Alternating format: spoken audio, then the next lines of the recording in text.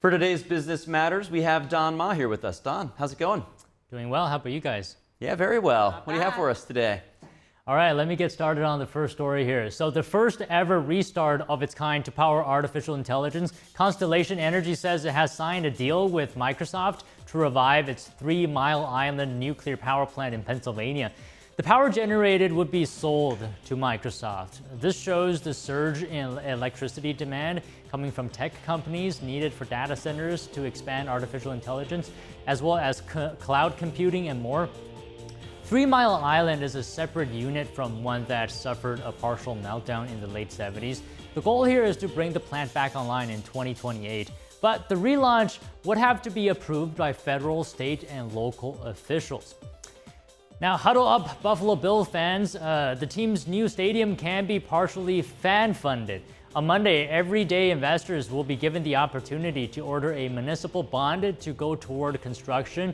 The state of New York and Erie County, where the stadium is being built, have agreed to pay $850 million for the stadium. The Buffalo Bills will pay the rest. The bond offering website notes that the AA rated bonds will be made through a broker. It also has to be for a minimum of $5,000. Now, the opportunity will open up to institutional investors as well on Tuesday. Machinery maker Caterpillar is the latest company to pull back on diversity, equity, and inclusion initiatives. In an internal memo, the company introduced new guidelines that refocus various employee programs on core business goals. It included a mandate that senior management approve external speakers, concentrate employee training on high performance, and establish new rules for employee resource groups. Caterpillar did not respond to a request for comment on the changes, though. The other companies that have recently revised DEI policies include John Deere, Tractor Supply Ford, Harley Davidson, Lowe's, and Molson Coors, that is. So Nike on Tuesday said that former executive Elliott Hill will rejoin the company to succeed John Donahoe as president and CEO. The sportswear giant is shaking up its leadership amid efforts to revive sales and battle rising competition. Take a look. On Thursday, Nike announced plans to toss out its president and CEO John Donahoe as demand falters for the brand's sneakers.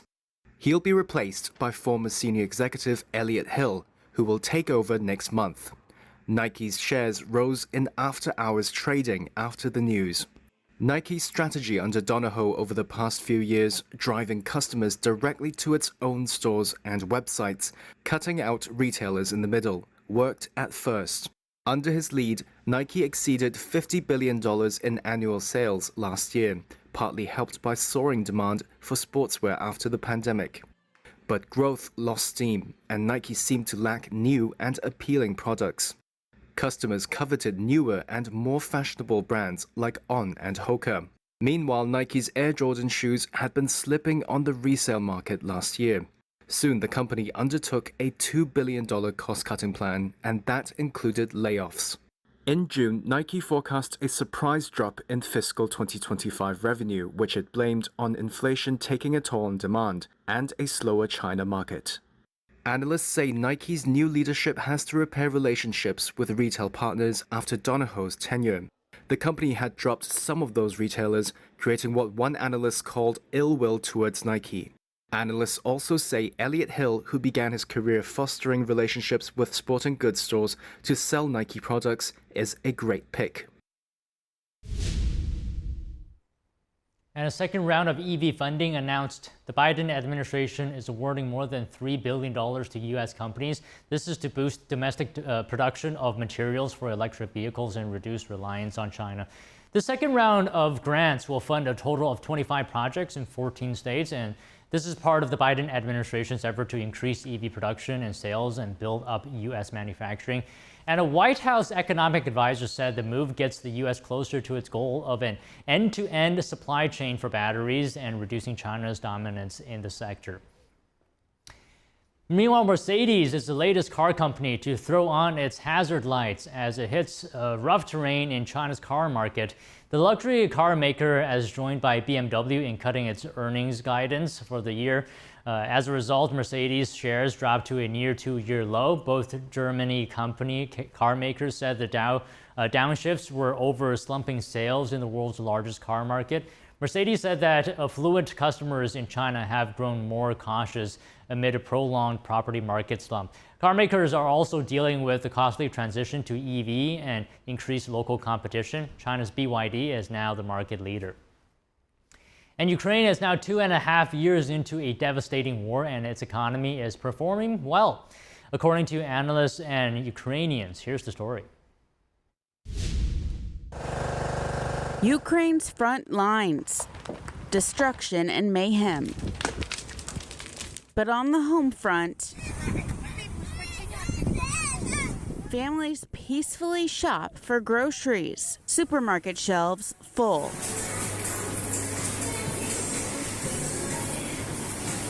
The stores are full of products.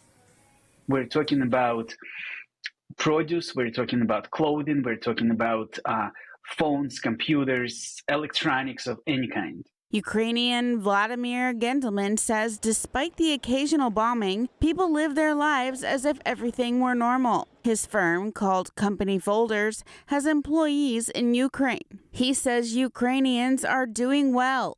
There was a short period of time when there was shortage of things, but right now everything is available. Internet is not always available.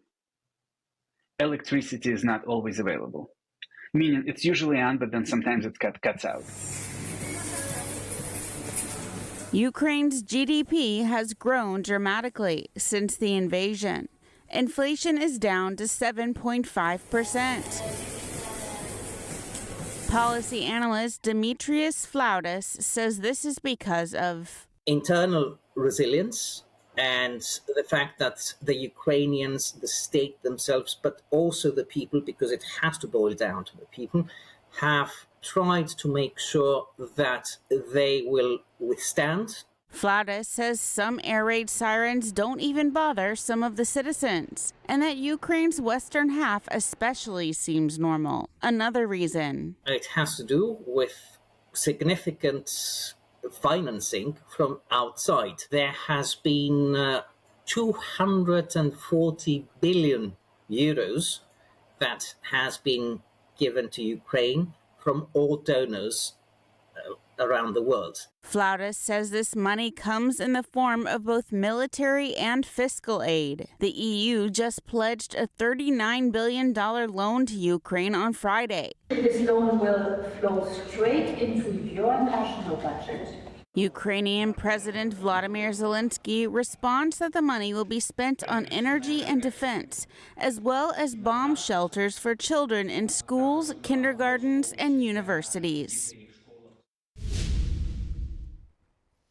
Representatives from U.S. drone and defense industries will be meeting in Taiwan to discuss the future of drone development with less reliance on China. NTD's Sean Marshall has more. The United States is increasing its collaboration with Taiwan in the drone manufacturing industry. China's drone industry is controlled by the Chinese Communist Party, and the U.S. considers this a national security threat. China is a major global supplier of drone products and parts. Executives from 26 U.S. drone and anti-drone companies will be in Taiwan's capital on Sunday for 3 days of meetings with Taiwanese counterparts, military officials, and researchers. U.S. Commerce Department officials will be attending along with members of the Pentagon's Defense Innovation Unit and Dev Shinoy, who leads the Defense Department's microelectronics research and engineering. The worldwide drone market as of June amounts to $4.3 billion. And since the start of the Russian invasion of Ukraine, Ukrainian fundraising efforts have netted $1 billion for the purchase of drones. Taiwanese Defense Minister Wellington Koo described the U.S. mission as an opportunity for us to become part of their supply chain and do co-production. He also said as the U.S. is putting such emphasis on removing China from supply chains, and because drones can be dual-use products, a lot of other players will have to integrate their supply chains. The U.S. House took a step forward on September 10th with the passage of the Countering CCP Drones Act, which emphasizes the growing need for Chinese drone manufacturing replacements. The Countering CC Drones Act is highly contested by many private companies and public agencies in the U.S., since the bill would impact industries like agriculture, emergency services, and infrastructure. They believe a complete ban could have a devastating effect on commercial operations and public safety. Sean Marshall, NTD News. A new Federal Trade Commission staff report says major social media and video streaming services conducted vast surveillance of users to monetize their personal information. The report analyzed how 9 companies, including Meta, YouTube, and TikTok, collect data and use them. The FTC said that while the companies make a lot of money by harvesting personal data, it can put people's privacy in danger and expose them to things like identity theft and stalking. The report also said that several of the firms failed to adequately protect children and teens. The FTC recommends that companies limit data collection and sharing and restrict targeted advertising and improve protections for teens. It also said that Congress should pass federal privacy legislation to address these issues. And Delta Airlines said yesterday it's going to pause flights between New York, JFK, and Tel Aviv until December 31st. This is due to rising security concerns in the Middle East. The airline said a travel waiver has been issued. It advised customers to be prepared for possible changes to the Tel Aviv flight schedule. This includes more cancellations. Concerns over a wider conflict in the Middle East have led international airlines to suspend flights to the region and avoid certain airspaces. And the Dodgers' Shohei Otani entered the history books with one of the greatest performances in the history of Major League Baseball. He became the first player to enter the hallowed 50-50 club. So that's 50 home runs and 50 stolen bases in a single season. In a 20-4 thrashing of the Miami Marlins, Otani hit 3 home runs. This not only catapulted Otani into the 50-50 club, but secured the Dodgers a spot in the playoffs. The closest anyone has ever had to come to the 50-50 club before this was Ronald Acuna, who stole 73 bases and hit 41 homers for the Braves in 2023. And before him, Alex Rodriguez hit 42 home runs and stole 46 bases in 1998. This was Otani's 150th game. He had already become the fastest player to reach 40 home runs and 40 stolen bases in just a season, in just 126 games. Previously, Otani hit 46 home runs for the Los Angeles Angels in the American League in 2021. After making history yesterday, he said he was probably the most surprised person there. All right, with that, all the stories today for Business Matters. Back to you guys, Carrie and Fiona. Lot to dig into there. Joining the prestigious 50-50 club in such a short amount of time. Otani seems to be really destined for greatness. Here's an interesting fact on that, though. So I was talking to Dave Martin, our sports correspondent, earlier today, and he said maybe Otani actually had a little bit of help entering into that club, because what Dave said during that interview to us was that they actually made the plates a little bit bigger, and they changed the rules a little bit to promote people to try to steal bases, so that maybe made it a little bit easier to join that club. A little inside baseball there from our sports analyst, Dave Martin. Always look forward to his reports with Tiffany in the evening news. Thanks for the report, Don. Thank you.